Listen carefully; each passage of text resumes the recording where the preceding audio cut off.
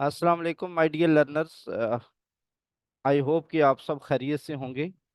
और आज हमारा उर्दू में लेक्चर है और आज लेक्चर हमारा निबोश आईजीसी के हवाले से है कि निबोश आईजीसी क्या है और इस निबोश को कैसे अटेम्प्ट करना होगा और इस निबोश का जो है वो इसको अटेम्प्ट करने का तरीकाकार क्या है और इसको क्वालिफाई कैसे करना है। माय डियर लर्नर्स, जो निबोश है ये बेसिकली एक यूके की क्वालिफिकेशन है। हाई डिमांडिंग कोर्स है। निबोश एक एग्जामिनेशन बोर्ड का नाम है, जिसको हम कहते हैं national examination board for occupational safety and health के यूके का एग्जामिनेशन बोर्ड है जो कि हेल्थ एंड सेफ्टी की जो है वो क्वालिफिकेशन की असेसमेंट करता है। और अगर कोई लड़का क्वालिफाई कर लेता है तो फिर उसको निबोश की तरफ से जो है वो एक सर्टिफिकेट जारी होता है जिसको हम कहते हैं निबोश आईजीसी सर्टिफिकेट। बेसिकली ये जो निबोश है ये यूके में जो ऑर्गेनाइजेशंस हैं, उनके जो वर्कर्स हैं उनकी वेल बीइंग के लिए, उनकी वेलफेयर के लिए ये बोर्ड इंट्रोड्यूस करवाया गया ताकि कोई ऐसा हमारे पास सेटअप हो जो लोगों की ट्रेनिंग करे, लोगों को अवेयरनेस दे। और स्पेशली जो हेल्थ एंड सेफ्टी प्रैक्टिशनर्स हैं या जो हेल्थ एंड सेफ्टी प्रोफेशनल्स हैं वो कैसे काम करें और वो ऑर्गेनाइजेशन के लॉसेस को कैसे कंट्रोल करें। लेकिन इस सर्टिफिकेट ने या इस निबोश ने इतनी शोहरत पाई कि आज दुनिया भर में हर ऑर्गेनाइजेशन कहती है कि हमारा जो सेफ्टी ऑफिसर है, सेफ्टी मैनेजर है, वो जो है वो निबोश क्वालिफाइड होना चाहिए। और इवन के जहाँ कहीं हम अप्लाई करते हैं तो सबसे जो ज़्यादा डिमांडिंग कोर्स है वो निबोश आईजीसी है। अब इस निबोश में भी आगे फर्दर जो है वो कैटेगरीज हैं। निबोश आईजीसी है, निबोश प्रोसेस सेफ्टी मैनेजमेंट है, निबोश रिस्क असेसमेंट है, निबोश फायर असेसमेंट है। लेकिन जो सबसे डिमांडिंग कोर्स है वो निबोश आईजीसी है। आईजीसी हम कहते हैं international journal certificate. Journal certificate mean कि अगर आप निबोश आईजीसी कर लेते हैं तो निबोश आईजीसी के बाद आप दुनिया की किसी भी इंडस्ट्री में आप एंटर हो सकते हैं। फॉर एग्जांपल, आप ऑयल एंड गैस में जाना चाहते हैं, आप कंस्ट्रक्शन में जाना चाहते हैं, आप जो है वो टेक्सटाइल सेक्टर में जाना चाहते हैं, कंस्ट्रक्शन कंपनी में जाना चाहते हैं, होटलिंग इंडस्ट्री में जाना चाहते हैं, तो आप हर कहीं जो है वो ऑर्गेनाइजेशन में आप अप्लाई कर सकते हैं। बिकॉज के जो आईजीसी की क्वालिफिकेशन है ये that is applicable to all industry, हर इंडस्ट्री में जो है इसकी एप्लीकेशन है। लेकिन जो बाकी आईजी निबोश के जो बाकी सर्टिफिकेशंस हैं जैसे प्रोसेस सेफ्टी मैनेजमेंट है या रिस्क असेसमेंट है, फायर सेफ्टी है, तो वो फिर स्पेसिफिक हो जाते हैं। फॉर एग्जांपल, अगर आपने प्रोसेस सेफ्टी मैनेजमेंट का आईजीसी अपना निबोश किया तो इसका मतलब है कि आप सिर्फ ऑयल एंड गैस से के लिमिटेड हैं। या रिस्क असेसमेंट किया तो again you are limited to the risk assessment. लेकिन जो बेसिक स्टेप है वो आपका आईजीसी है। अगर आप आईजीसी कर लेते हैं और 99% जो ऑर्गेनाइजेशंस हैं उनकी डिमांड होती है कि हमें आईजीसी बंदा चाहिए क्वालिफाइड। अगर फॉर एग्जांपल मैं निबोश आईजीसी क्वालिफाई कर लेता हूं, उसके बाद मैं अपनी फर्दर जो है वो एजुकेशन जो है वो एनहांस करना चाहता हूं, अपनी स्किल को इम्प्रूव करना चाहता हूं, तो मैं फिर प्रोसेस सेफ्टी मैनेजमेंट में निबोश कर लेता हूं या रिस्क असेसमेंट में कर लेता हूं। तो वो फिर फर्दर जो है वो क्या कहते हैं एजुकेशनल एनहांसमेंट प्रोग्राम के तौर पे आप उसको ले सकते हैं। लेकिन जो ज्यादा डिमांडिंग कोर्स है वो निबोश आईजीसी है। अब पाकिस्तान में बहुत सारे ट्रेनिंग प्रोवाइडर्स हैं जो कि निबोश, जिनके पास निबोश की डायरेक्ट जो है एक्रीडेशन मौजूद है। ठीक है। अब इसका तरीकाकार क्या होता है, आपने कैसे एग्जाम देना है। बहुत सारे स्टूडेंट पूछते हैं कि सर जैसे आइल्स होता है, हम डायरेक्ट जो है वो ब्रिटिश काउंसिल में, एम्बेसी में हम रजिस्ट्रेशन करवा के डायरेक्ट हम निबोश दे सकते हैं या नहीं दे सकते। तो माय डियर लर्नर्स, ऐसा नहीं हो सकता। निबोश के लिए आपको किसी ट्रेनिंग प्रोवाइडर के साथ जो है वो आपको एसोसिएशन लेनी पड़ेगी, उसके साथ कांटेक्ट करना पड़ेगा, उसके थ्रू आपको रजिस्ट्रेशन जो है वो करवानी पड़ेगी। निबोश जो है वो इंडिविजुअल की रजिस्ट्रेशन को जो है वो प्रमोट नहीं करता। अब जो पाकिस्तान में ये कोर्स जो है इसकी जो फी आजकल चल रही है वो 1,60,000 या 1,70,000 की रेंज में जो है वो ये कोर्स चल रहा है। ठीक है। और अब क्वेश्चन ये है कि इस निबोश के अंदर किस तरह के पेपर होते हैं, कितने पेपर होते हैं, उनको कैसे अटेम्प्ट किया जाता है। ये सारी बातें आज हम इस सेशन में जो है वो डिस्कस करेंगे। इसमें निबोश में बेसिकली दो पेपर होते हैं, दो एग्जाम होते हैं। एक एग्जाम होता है जिसको हम निबोश IG1 बोलते हैं और दूसरा एग्जाम होता है जिसको हम निबोश IG2 बोलते हैं। अब जो IG1 है ये समझे ये थ्योरेटिकल एग्जाम है और जो IG2 है वो एक प्रैक्टिकल एग्जाम है। अब जैसे हम निबोश की ट्रेनिंग जो है वो ऑलमोस्ट पाकिस्तान में 2 हफ्ते की जो है वो ट्रेनिंग प्रोवाइड की जाती है निबोश आईजीसी पे। ठीक है, 9 to 5 PM usually most of the training provider जो है वो ट्रेनिंग प्रोवाइड कर रहे होते हैं। अब जो निबोश जो एग्जाम है या निबोश का जो कोर्स है, इसमें टोटल 11 चैप्टर है, 11 चैप्टर हैं। 4 चैप्टर जो है वो IG1 के पेपर के लिए है, और बाकी जो 7 चैप्टर हैं, जो 7 चैप्टर हैं, वो आपके IG2 के एग्जाम के लिए है। अब IG1 का पेपर कैसे अटेम्प्ट किया जाता है, इससे कोविड-19 से पहले ये जो है वो एग्जाम टोटली ब्रिटिश काउंसिल में होता था। लेकिन अब कोविड-19 के बाद जो है वो इसको आप इसको डिस्टेंस लर्निंग कह लें या इसको ओपन बुक एग्जाम कह लें, अब वो एम्बेसी में नहीं होता। अब जो है वो अपने घर बैठ के, अपने ऑफिस में, किसी भी दुनिया के कोने में बैठ के आप निबोश का जो है वो पेपर सॉल्व कर सकते हैं। इसमें आपको फेस टू फेस कोई मॉनिटरिंग, कोई इन्विजिलेटर, कोई एग्जामिनर, असेसर आपका आपके सर पे नहीं होता।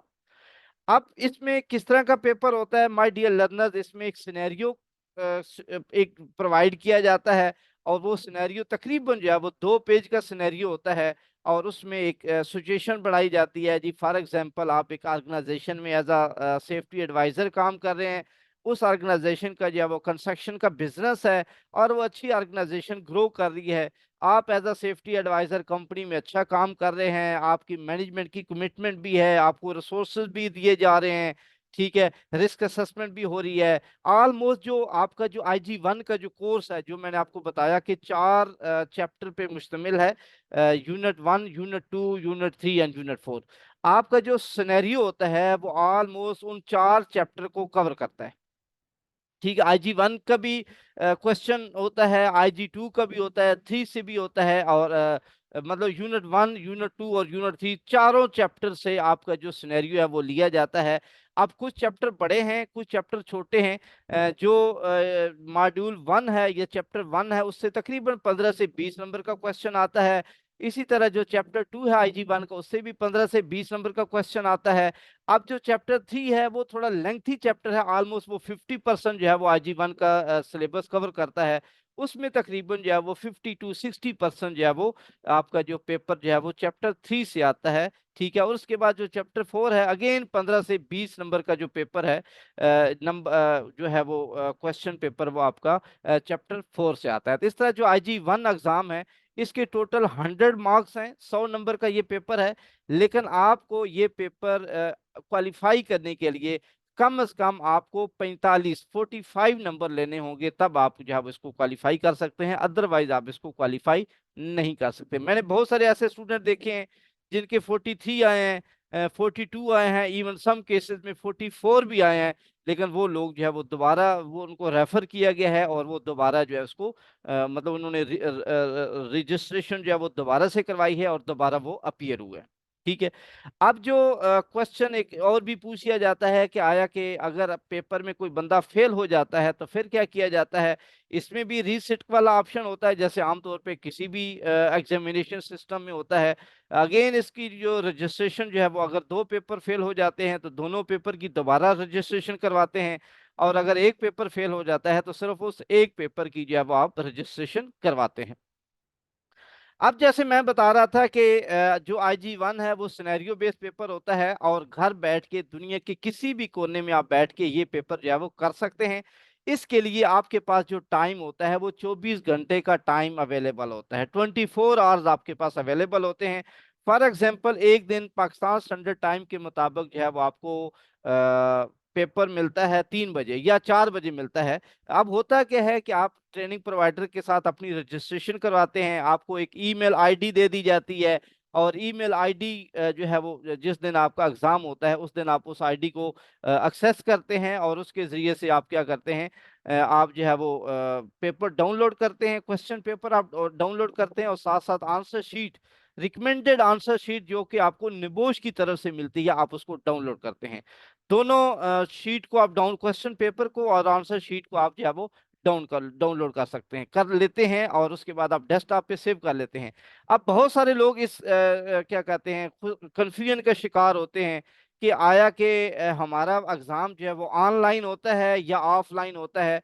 तो माय डियर लर्नर्स, ये ऑनलाइन एग्जाम नहीं होता, कोई मॉनिटरिंग आपकी नहीं हो रही होती। आप 3 बजे पेपर आ जाता है वेबसाइट पे, वहां से आप क्वेश्चन पेपर और आंसर शीट को डाउनलोड करते हैं, तो आपका वेबसाइट से राब्ता खत्म हो जाता है। आप अपने लैपटॉप पे, अपने पीसी पे, अपने मोबाइल पे उसको जब डाउनलोड करके आप अपने तौर पे उसको जो है वो अटेम्प्ट करने की कोशिश करते हैं। ठीक है, तो इस तरह ऑनलाइन ये एग्ज़ाम नहीं होता।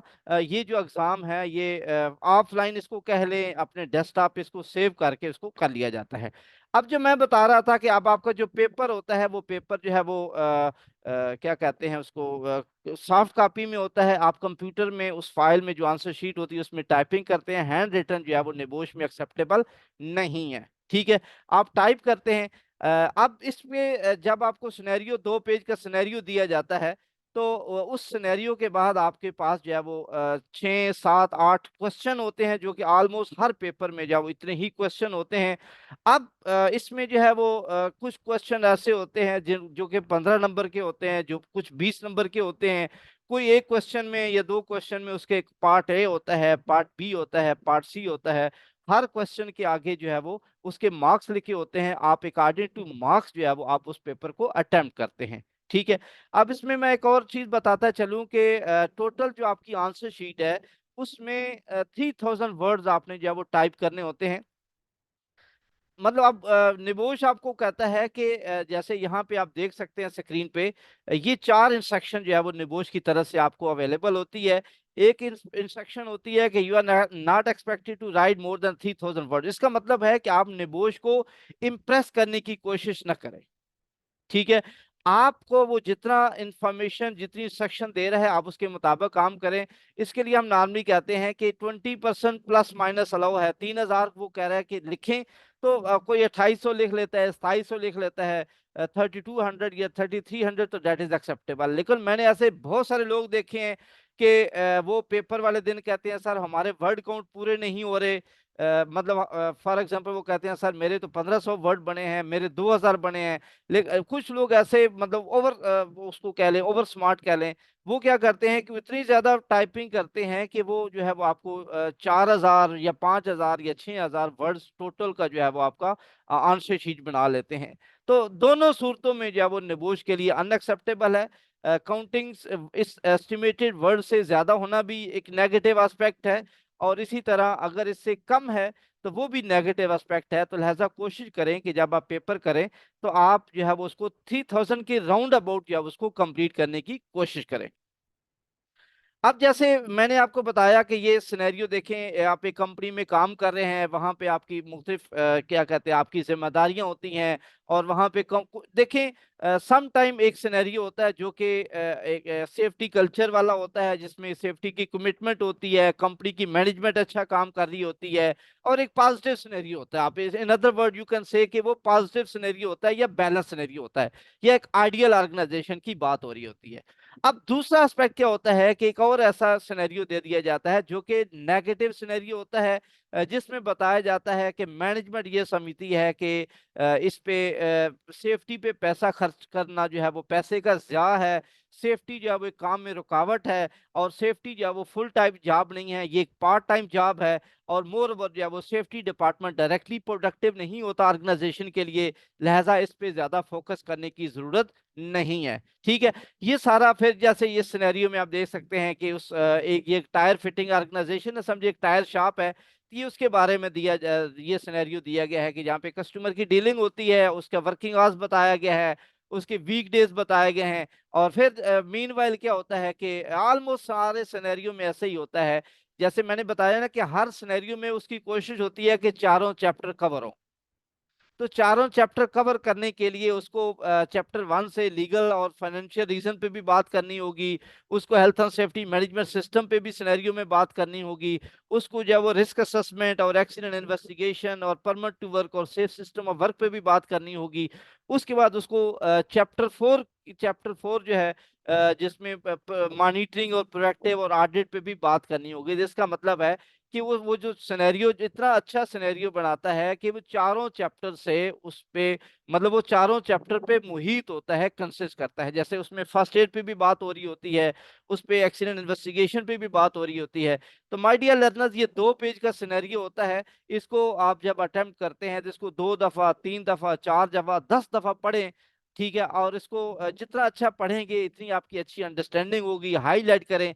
और फिर इसके बाद आपको जो है वो ये क्वेश्चन जो है वो नीचे मिलना शुरू हो जाते हैं। जैसे मैंने बताया कि आपके टोटल सिनेरियो में सम टाइम 7 क्वेश्चन होते हैं, सम टाइम 8 होते हैं। तो ये जो सिनेरियो है, ये जो 100 मार्क्स का ये पेपर है, और इसमें 8 8 क्वेश्चन आपसे पूछे गए हैं। जैसे मैंने बताया कि हर क्वेश्चन के आगे जो है उसके मार्क्स दिए गए हैं। तो लिहाजा जब आपने क्वेश्चन को अटेम्प्ट करना है, तो आपने उस मार्क्स के मुताबिक, फॉर एग्जांपल जो क्वेश्चन 1 का पार्ट ए है, तो इसमें इसके कितने मार्क्स हैं? इसके 5 मार्क्स हैं, और पार्ट बी के भी 5 मार्क्स हैं। अब क्वेश्चन यहाँ पे ये है कि आया कि किस क्वेश्चन को कितने वर्ड देने चाहिए। अब हमने ये तो देख लिया कि टोटल आपके जो वर्ड काउंट है वो 3,000 होने चाहिए। तो क्या इसमें परसेंटेज क्या है, इसका रेशियो क्या है कि किसको कितने जो है वो वर्ड्स देने चाहिए। नामली एक बात जहन में रखें कि जब भी आप क्वेश्चन को अटेम्प्ट करते हैं, तो एक तो ये कि फॉर एग्जांपल आपकी जो आंसर शीट होगी उसके अंदर ये पार्ट ए, ये क्वेश्चन लिखा होगा, आपने सिर्फ उस बॉक्स में टाइप करना है अपना आंसर। कोई अपने से आपने आंसर शीट नहीं बनानी, जो निबोश आपको उस दिन प्रोवाइड करेगा वही फॉलो करनी है, कोई लेफ्ट राइट आपने फॉलो नहीं करनी। उसके बाद उस बॉक्स में करनी है। और इसके लिए जैसे मैंने बताया कि अब क्वेश्चन ये है कि किस क्वेश्चन को कितने वर्ड्स दिए जाए। टोटल तो उसने 3,000 बता दिया।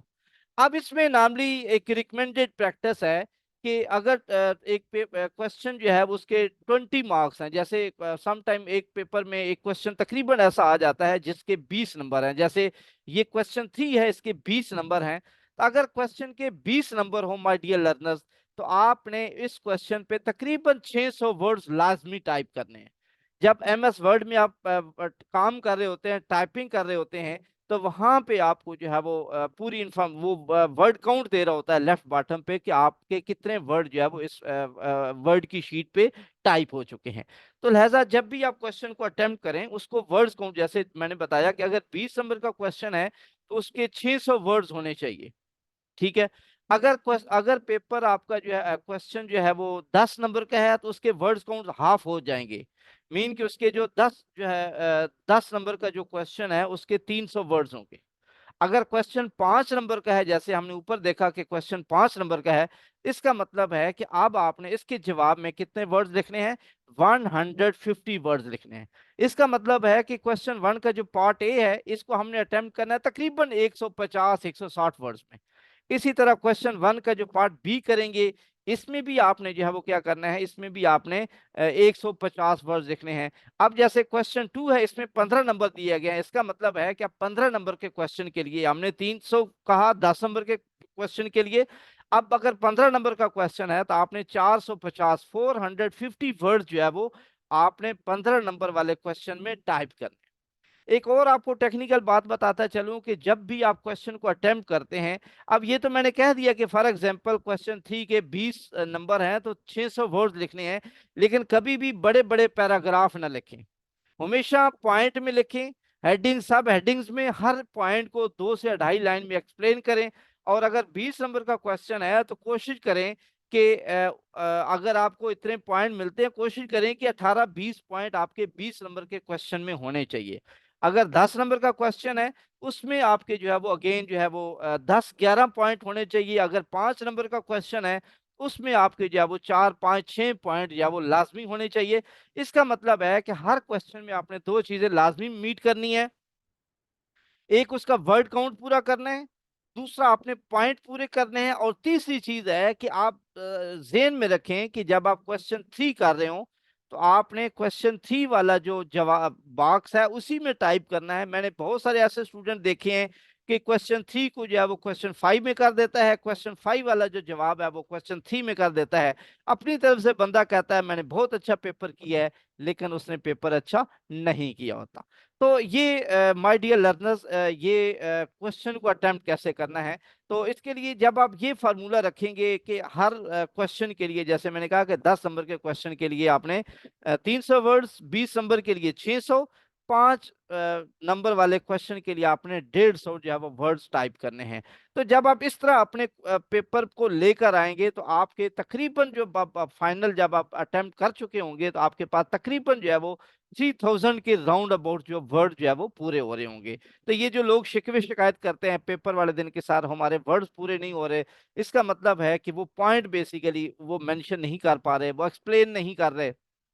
फिर एक और बात, अब चूंकि ये 24 घंटे के लिए पेपर आपके पास अवेलेबल हो गया है होता है, आप बुक से भी हेल्प ले सकते हैं, आप नेट से भी हेल्प ले सकते हैं, बट कीप इन माइंड कि आप जो कुछ भी लिखेंगे वो अपने माइंड के मुताबिक लिखेंगे। बुक आपके पास अवेलेबल होगी, यू कैन टेक गाइडेंस, ठीक है, लेकिन आप जो कुछ लिखेंगे अपने माइंड के मुताबिक लिखेंगे। You will write in your own language, कभी भी कॉपी पेस्ट आपने नहीं करना। प्लेजरिज्म में आ जाता है, फेल हो जाना इतनी बुरी बात नहीं है, लेकिन कॉपी पेस्ट प्लेजरिज्म की सूरत में आपको 5-5 साल जो है वो क्या कहते हैं उसको ब्लैक लिस्ट कर दिया जाता है, आपको जो है वो क्या कहते हैं पाबंदी लगा दी जाती है। तो लिहाजा ये जो है वो जरूरी है। अच्छा, एक और इंस्ट्रक्शन है कि अब जो आंसर शीट आपकी होती है उसमें तकरीबन 300-350 वर्ड्स ऑलरेडी लिखे होते हैं, ठीक है। तो लिहाजा आपका जो टोटल वर्ड काउंट आ रहा होगा लेफ्ट बॉटम पे, आपने उससे वो जो 300 आपके जो है वो वर्ड्स ऑलरेडी उसमें टाइप हैं, वो आपने उससे माइनस कर देने हैं। तो आपका जो बाकी जो रिमेनिंग पार्ट है वो जो है वो आपका वर्ड काउंट जो है वो शो होगा। तो इस तरह माय डियर लर्नर्स, ये हमारा IG1 का सेशन था जिसमें हमने सिनेरियो में डिस्कस की ऑलमोस्ट जितने भी आज तक पेपर हुए हैं, सिनेरियो ऑलमोस्ट सेम होता है। सेम का मतलब ये नहीं है कि वही आता है, सेम का मतलब है कि वही आप एक कंपनी में एडवाइजर काम कर रहे हैं, वहां पे मैनेजमेंट की ये कमिटमेंट है, फिर आपको रिस्क असेसमेंट कैसी की जा रही है, इंडक्शन ट्रेनिंग पे बात होती है, फिर एक हादसा होता है, हादसे के बाद आपका इमरजेंसी रिस्पांस कैसा था, फर्स्ट एड कैसी हुई, फिर उसके बाद बहुत सारी बातें जो है वो आपसे उस पेपर में जो है वो पूछ लेता है। और फाइनली जब आपको उसको जो है वो आप फिर जब आप पेपर सॉल्व कर लेते हैं, कोशिश ये करें कि आप जो है वो कभी भी क्या कहते हैं एंड पे ना जाए कि जी आप जी 3 बजे का टाइम है तो मैं 3 बजे, आप कोशिश करें कि 1.5 से 2 घंटे आप पहले जो है वो पेपर को सॉल्व कर लें, उसको प्रूफ रीडिंग कर लें और उसको अपलोड कर लें। अपलोड का भी तरीका वहां पे उसी वेबसाइट पे आपने जाना है और उसी वर्ड में भी आप टाइप कर सकते हैं। अगर PDF में आंसर शीट को कन्वर्ट कर लेते हैं तो वो ज्यादा बेहतर है, उसको आप अपलोड कर देते हैं। फिर आपको निबोश की तरफ से ईमेल आ जाती है जी कि हम आपको वेलकम करते हैं, ठीक है, और आपकी जो है आंसर शीट है हमारे पास रिसीव हो गई है। तो फिर इसके जो है वो तकरीबन 70 डेज बाद, 70 दिन बाद इसका जो है वो रिजल्ट अनाउंस होता है। तो इस तरह हमारा ये हमारा IG1 का सेशन था जिसमें हमने डिटेल में बात की। अब आपसे आखिर पे गुजारिश ये है कि इसी तरह मैंने ये सेशन स्टार्ट किया है आप लोगों की दुआओं से, आप लोगों की क्या कहते हैं रिक्वेस्ट पे कि जी हमें कोई रिकॉर्डेड लेक्चर, और ये मैंने यूट्यूब चैनल स्टार्ट किया है जिसका मैंने नाम ही ट्रेनिंग फॉर ऑल लिखा है। मीन कि कोई भी बंदा जो है वो देखिए ट्रेनिंग का अमल जो है वो जारी रहता है, कभी भी ट्रेनिंग का अमल जो है वो रुकता नहीं है। इवन के ट्रेनिंग का अमल जो है वो क्या कहते हैं training remains continue till death, ठीक है। तो death is also the learning process, लेकिन वो ऐसा प्रोसेस है date can not be practice again. तो लिहाजा ये अगर आपको मजीद कोई क्वेश्चंस हैं आप नीचे कमेंट्स में क्वेश्चन डालें और मैं आपके जवाब के लिए जवाब हाजिर हूँ। अब आपने मेरे चैनल को लाजमी सब्सक्राइब करना है, उसमें 2-3 बेनिफिट हैं। एक तो बेनिफिट मेरे लिए है कि मेरी मोटिवेशन होती रहती है जी, ले जी मेरे व्यूज़ हैं, सब्सक्राइबर हैं, मुझे बहुत सारी कम्युनिटी के लोग जो हैं वो मुझे फॉलो कर रहे हैं, मुझे देख रहे हैं। और साथ साथ जो है वो आप लोगों का फायदा ये है कि रिकॉर्डेड लेक्चर्स आपके पास अवेलेबल होते हैं, और कोई क्वेश्चन कोई भी लेटेस्ट वीडियो, जैसे ऑलमोस्ट मैं कोशिश कर रहा हूँ कि डेली बेसिस पे मैं एक न एक वीडियो जो है वो आपके साथ शेयर करूँ, ताकि आप उस पर अपडेट रहें और आपको जो है वो इन्फॉर्मेशन जो है वो अवेलेबल है। तो my dear learner, thank you very much, this is all about today. तो इंशाल्लाह हमारी दोबारा मुलाकात जो है वो होती है।